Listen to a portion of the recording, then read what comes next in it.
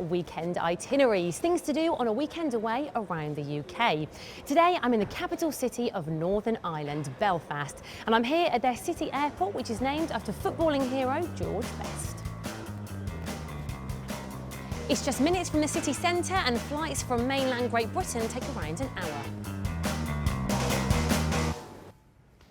After dropping my bags, I'm now off to explore the city. Thank you. First off, we're going to look at one of Belfast's most important pieces of history on a Titanic boat tour. The Lagan Boat Company offers the world's only Titanic boat tour, which departs from Donegal Quay. The tour lasts about an hour and takes in the famous Titanic sites around Belfast Harbour, including the historic Harland and Wolff shipyards and the pump house. This dry dock is the place where Titanic was fitted out, and it's the last place where it was on dry land. The gate leading in here is over 100 years old and still lets in no water today. You'll also pass the iconic Titanic Belfast, which opens in 2012 to mark the 100th anniversary of this great ship.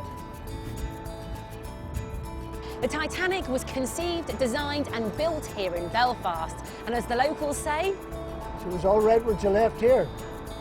That's a fact.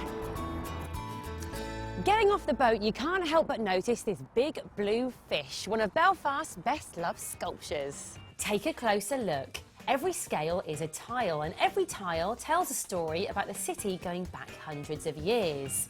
For lifelong luck and happiness, then why not join the tradition and give the fish a kiss?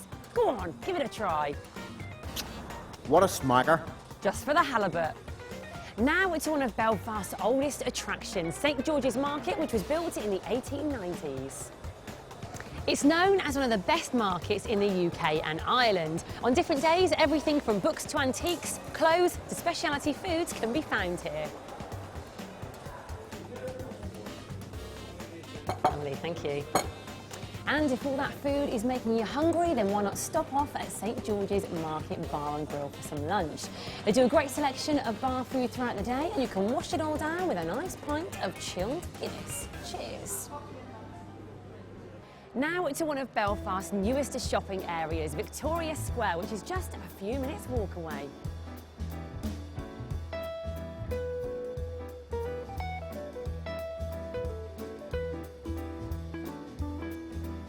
The building is topped by a dazzling glass dome with a viewing gallery that has fantastic views over the city. From up here you can see the whole of the city, the River Lagan and the hills beyond. Phenomenal.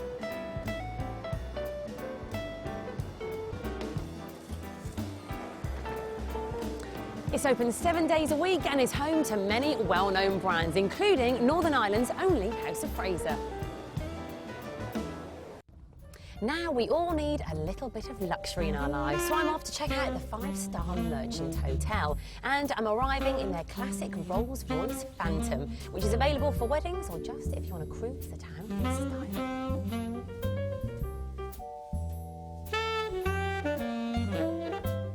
This is the new Veuve Clicquot Champagne Bar, where they have a variety of cocktails. This here is Hayden, and he's just made me a Cosmo. Up. Music is an essential part of life here in Belfast, with many pubs offering live music. Lots of famous musicians started off here, and I'm here at the Duke of York pub where Snow Patrol played their first ever gig.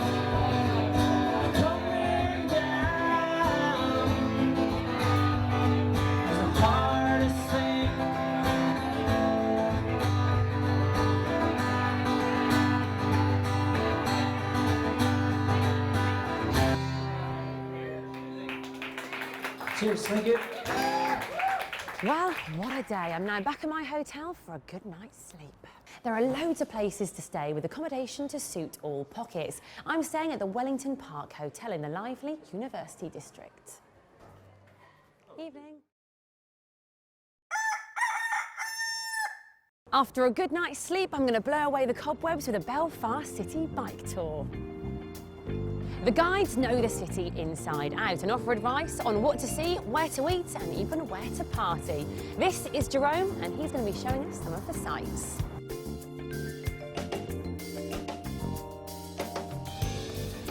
first stop is St Anne's Cathedral. It was constructed in 1899, but they've been adding bits ever since. And the latest addition is the Spire of Hope, which was added in 2007.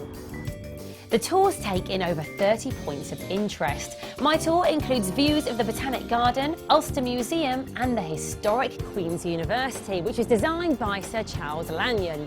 He's responsible for many of the beautiful buildings in Belfast, including the Palm in the Botanical Gardens.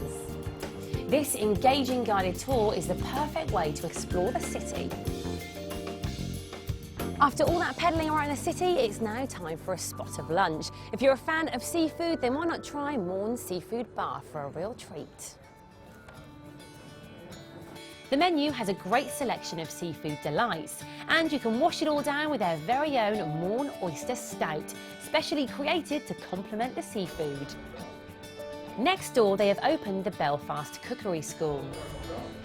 We're trying to encourage people to cook. We invite them along here. We give them very simple menu, things that are very approachable, using local, sustainable ingredients, and we try and turn them into culinary masters in the space of just a few hours.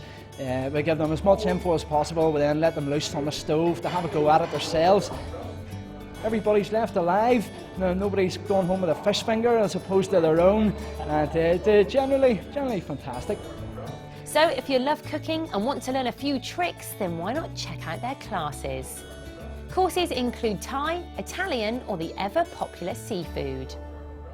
Now I'm off to learn more about Ulster's history at the Ulster Folk and Transport Museum.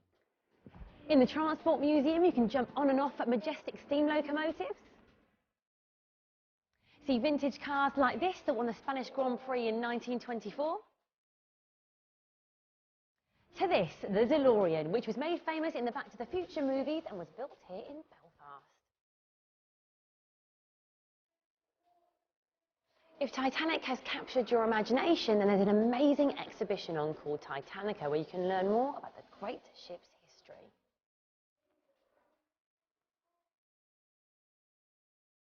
Ulster Folk Museum is a museum depicting life as it was lived here 100 years ago. You can stroll along real streets with shops, schools, cafes and chat to costumes guides.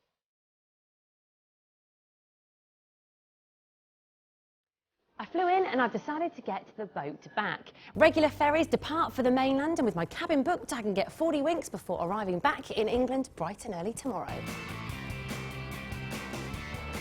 My challenge was to see as much as possible in a fun, packed weekend. Did I do it? You bet I did. See you on the next itinerary.